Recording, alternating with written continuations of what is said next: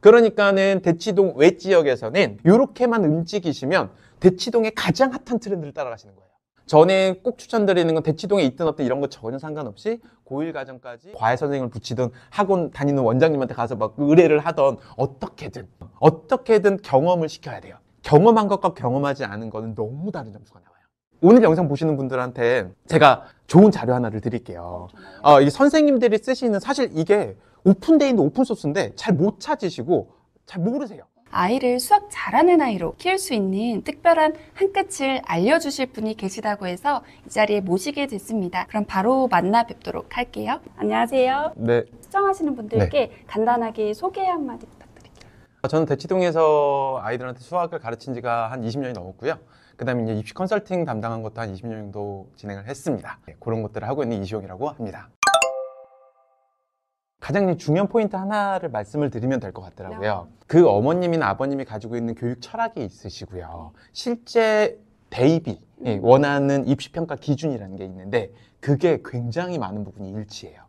실질적으로는 의도적으로 부모님이 맞추신 건지 아니면은 부모님이 가지고 있는 교육 철학이 평가 기준과 유사해진 건지는 이유는 모르겠는데 대부분 1등급 자녀를 두고 있는 어머님들이랑 컨설팅이나 아니면 상담을 해보면 그런 부분들이 공통적으로 보이더라. 교육 쪽에 종사하시는 분들이 좀 많으신 것 같아요. 대학교 교수님들이나 학교 선생님들이나 이런 분들이 또 1등급 자녀를 많이 두고 계신데 그 이유가 내가 그걸 굳이 공부하지 않더라도 피부로 와 닿는 것 같으세요.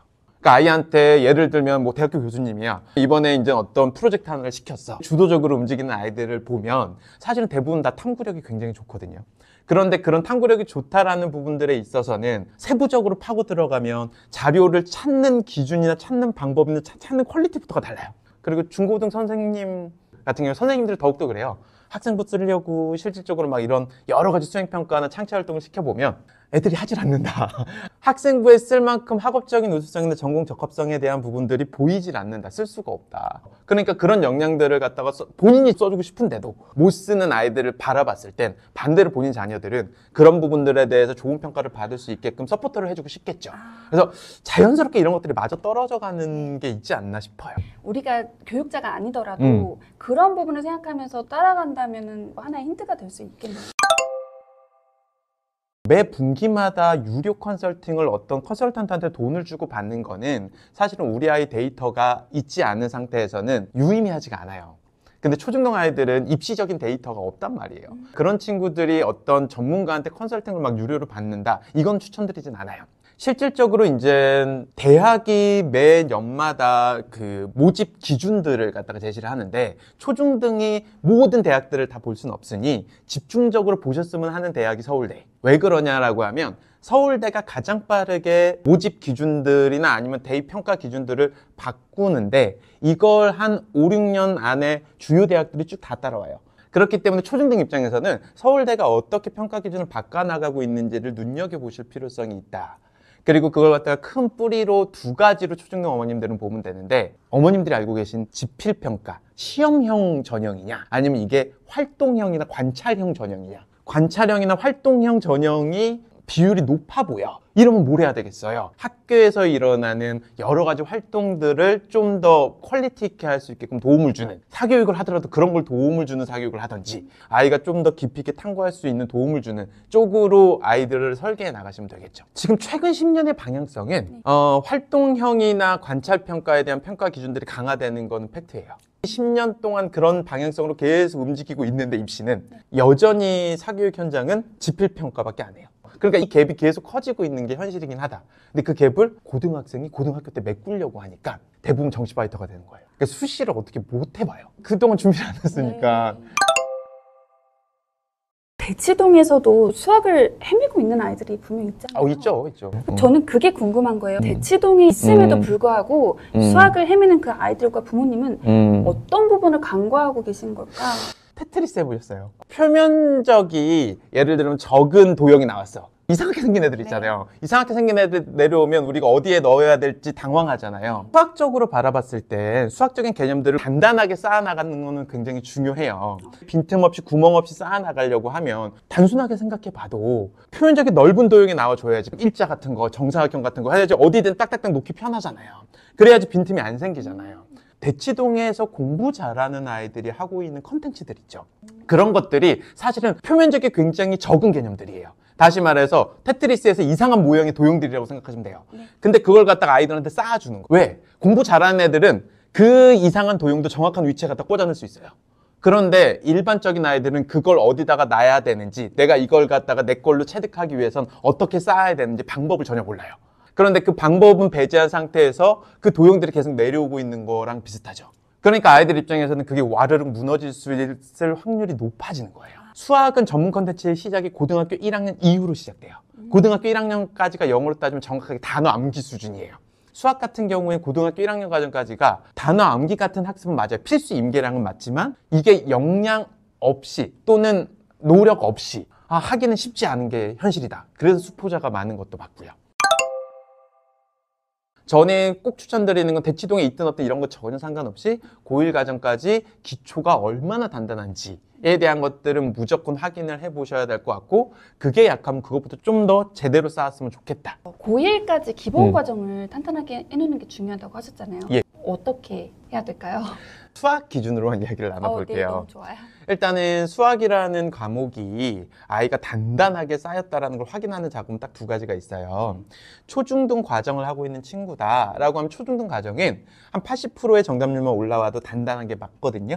그런데 기본적으로 학교에서 보는 내신이나 아니면 아이들이 외부에서 보는 그 학력평가 수준의 시험들이 있어요. HM이나 KMA나 뭐 이런 시험들 뭔지 아시죠? 그래서 이런 시험들의 평균을 들여다보면 그게 거의 80점 정도의 수렴이에요.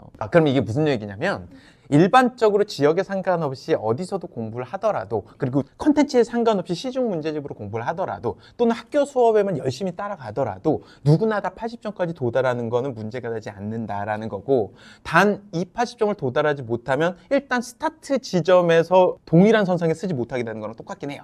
그러니까 일단 초중등 과정에서 평균이 80점까지 도달이 되길 원해요. 단 시간이 지났을 때도.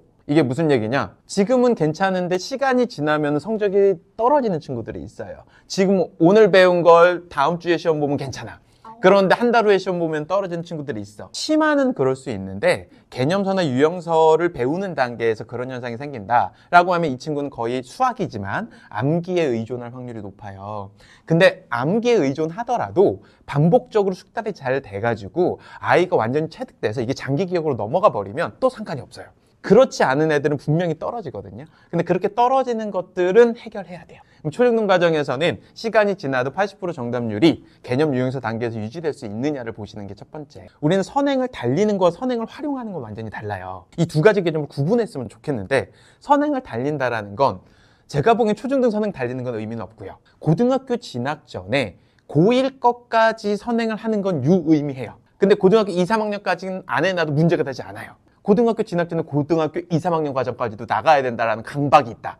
이거는 선행을 달린다라고 생각이 들어요. 그런데 고등학교 진학 전에 고등학교 1학년 과정, 이거는 1년 정도 선행이겠죠. 이 정도 선행을 해서 이걸 활용해 보겠다라는 거는 저는 유의미해 보여요. 입시적으로는. 선행을 활용한다는 개념이 뭐냐면 내신 5등급제가 되면서 고등학교 결정 굉장히 중요하거든요. 그런데 저는 항상 얘기하는 거, 데이터가 있어야 돼요. 결정을 하려면. 필수 데이터가 뭔데요? 라고 하면 얘가 진학할 고등학교의 내신 데이터예요. 고등학교 진학 전에 몇 과목이라도 고등학교 1학년 내신 시험을 신뢰할 수 있는 수준으로 볼 수 있다면, 여기서 표현하는 신뢰할 수 있는 수준이란 건 내신 대비만큼 충분하게 열심히 해봤어. 그리고 시험을 봤어. 라고 하면은 그래도 어느 정도 한 80%, 90%는 이게 내 성적일 수 있겠구나라고 인지하게 될 거잖아요. 그러면 그 정도까지 공부가 되어 있는 한두 과목이라도 있으면 좋겠다. 수학 한 과목이라도 좀 있었으면 좋겠어요. 예. 그러니까 수학 입장에서 바라보면 고등학교 1학년 시험지를 한번 풀어봐야 아이가 내 공부가 얼마나 기본기가 제대로 됐는지 안 됐는지, 만점 맞으라는 얘기도 아니에요. 그냥 고1 내신 평균은 되나? 내 점수가? 이거라도 확인을 해봤으면 좋겠고, 저는 평균 이상만 되면 충분히 경쟁력이 있는 상태라고 보여져요. 선행을 활용한다는 개념은 아까 말한 대로 고등학교 진학 전에 고1 정도의 내신 성적 데이터를 확보할 수 있냐로 생각하시면 좋을 것 같아요. 고등학교 진학 전이라고 하셨는데 그 시기가 정확히 그러면? 이렇게 이해하시면 돼요. 고등학교 결정을 언젠가 하실 거잖아요. 자녀가 있으시죠. 네. 이 친구 언젠가 고등학교 결정을 하실 거잖아요. 그걸 하실 시기랑 동일해야 돼요. 언제든 내가 원하면 이사할 수 있어 라고 하면 적어도 3학년 초. 그래야지 뭔가 바꿀 수 있는 방향성들이 생겨요. 수학 한 과목이라도 예. 확인을 하시면 충분히 움직이실 수 있겠죠, 전략적으로. 학부모님들이 초등수학에 대해서 착각하고 있는 뭐 포인트를 몇 가지 꼽아주실 수 있을까요? 일단 세 가지로 좀 분류를 해볼게요. 네. 하나, 영재교육이 1등급의 지름길이다 라고 생각하시는 경우들이 꽤 많이 있더라고요. 이게 100% 아니다, 100% 맞다라는 이야기를 하고 싶은 건 아니에요. 네. 그냥 성격이 다르다는 것 정도만 이해하고 계시면 좋을 것 같아요. 영재교육이라는 건 진짜로 영재들을 위한 교육이에요. 지금 애들을 들여다보면 문과 성향이 갈 수 있는 영재교육 라인은 존재하지 않아요. 어떤 사교육 시스템도 어떤 공교육 시스템도 사실 없어요. 네. 그러면 이과 성향의 아이들이 갈 수 있는 영재교육만 남아있는 건데, 그러다 보니까 수학과학이 중요해져 버린 거예요. 모두에게. 문이과 상관없이 모두에게 중요해져 버린 거예요. 이과 성향을 가지고 있는 아이들 중에서도 특출난 아이들만 영어고를 갈 수 있어요. 다시 말하면 영재교육은 모두를 대상으로 설계되어 있는 교육이 아니라는 거예요. 이상하게 영재교육을 못하면 공부를 못하는 아이가 돼 있어요. 초등 때 사고력을 잘 못하거나 초등 심화서를 잘 못 풀거나 중등 심화서를 잘 못 풀면 공부가 못하는 아이가 되어 있다는 게 환경적으로도 학원 레벨링 다 그런 문제들이 들어가면서 애들 레벨을 구별을 해버리기 때문에 어머님들께 이 인지를 했으면 좋겠어요. 우리 아이가 지금 현실 학원에서 레벨이 쭉쭉쭉 올라가지 못한다고 이 아이가 수학을 고등학교 때 1등급을 못 받는 아이가 아니다. 그리고 그 아이는 1등급을 못 받으니까 수학적으로 얘는 재능이 없다라고 치부하는 것도 아니다. 그러니까 저는 그러지 않았으면 좋겠다라는 거 하나. 그 다음에 두 번째, 기본을 충실하게 시켰더니 충실하게 기본을 잘 따라가 하는 아이는 박수 받을 만한 거고요. 그 다음에 그 진도를 갖다가 고등학교 진학 전에 중2, 3때라도 고등학교 1학년 진도에 대한 결과로 이어져. 아까 제가 말한 고등학교 1학년 내신 데이터로도 이어져. 라고 하면 얘는 경쟁력이 있는 거고요. 그러니까 사실 차분하게 움직이시면 얼마든지 거기까지는 도달할 수 있어요. 일반고를 진학해서 좋은 대학을 가는 것까지요. 그런데 그것보다 더 어려운 미션이 영가고 진학이란 말이에요. 네. 그러니까 그 영가고 진학을 못한다고 또는 영가고 대비반에서 밀린다고 해서 아이가 문제가 있는 건 아니다. 자, 두 번째는 이런 거예요. 제가 질문 하나 해볼게요. 초등수학과 중등수학 어떤 게 더 무거워요? 중등수학 중등수학이 무겁죠. 당연하죠. 네. 당연하죠. 무겁다고 했으니까 몇 배나 무거울까요? 3, 4배? 3, 4배? 네. 자, 이렇게 보시면 될 것 같아요. 저는 입시적인 관점에서 많이 접근하니까 보통 초등학교 5학년 과정을 무리 없이 뚫어낸 아이가 있다 네. 라고 하면 중등수학도 무난해요.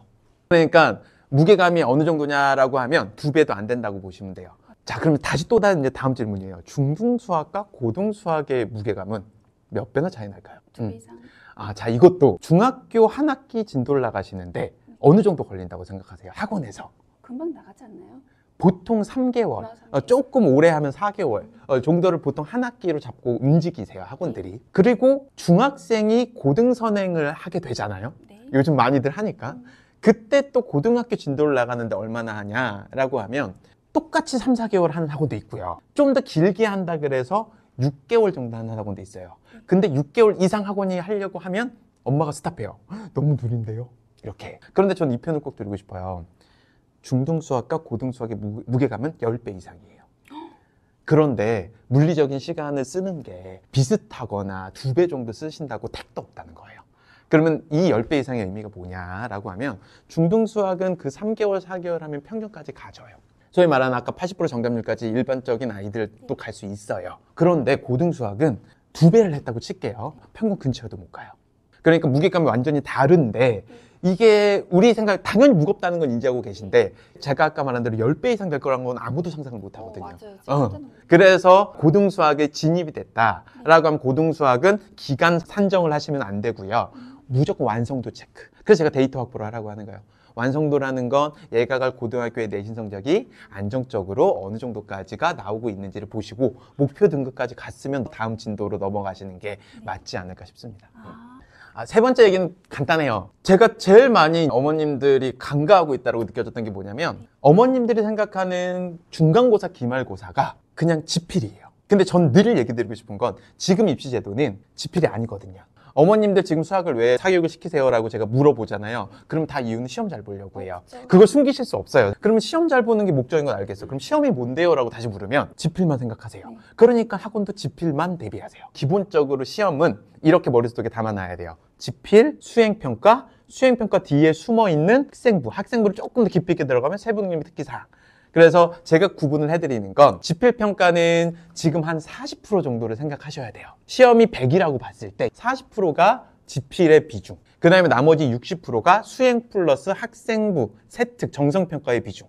말 그대로 활동이나 관찰평가의 비중이 60%라고 보시면 될 것 같아요. 그런데 이 60%에 대한 대비가 전혀 안 돼 있는 게 사실이다. 다들 그러니까 이제 이 40%인 지필고사 에만 몰두해 있죠. 네. 뒤에 있는 60%에 대한 거를 어릴 때는 신경을 안 쓰고 있으셔도 되는데 언제는 이 아이가 언젠간 고등학교 1학년 선행을 나가는 시점이 있을 거잖아요. 그게 빠른 애는 6학년일 수도 있고 뭐 느린 애는 중학교 2, 3학년일 수도 있어요. 고등학교 때까지 못 나가는 건 너무 아쉬운데 입시적으로 너무 불리해서 그래요. 근데 어찌됐든지 간에 고등학교 1학년 선행이 어느 정도 1회 독이라도 진행된 상태라고 하면 아까 말한 60%의 활동을 그때부터 고민을 해라. 얘가 갈 고등학교 1학년 수행평가가 있어요. 네. 수행평가 활동을 미리만 시켜주세요. 제발 부탁드려요. 미리만. 중3 여름방학에라도 내가 어느 고등학교 갈지 대충 그때는 결정이 나잖아요. 그러면 그 학교의 수행평가가 이미 다 학교 알림에 공지돼 있단 말이에요. 아니면 전화해서 물어봐도 돼요. 뭐 어때요? 뭐 잘못도 아니고. 그러면 그걸 물어봐서 그 활동 그대로를 아이가 할 수 있게 만들어 주셔야 되고, 아이가 이게 스스로 안 한다, 동기부여가 안 된다, 그럼 그때 과외 선생님을 붙이든 학원 다니는 원장님한테 가서 막 의뢰를 하던 어떻게든 경험을 시켜야 돼요. 경험한 것과 경험하지 않은 거는 너무 다른 점수가 나와요. 그래서 이건 반드시 좀 하셨으면 좋겠다.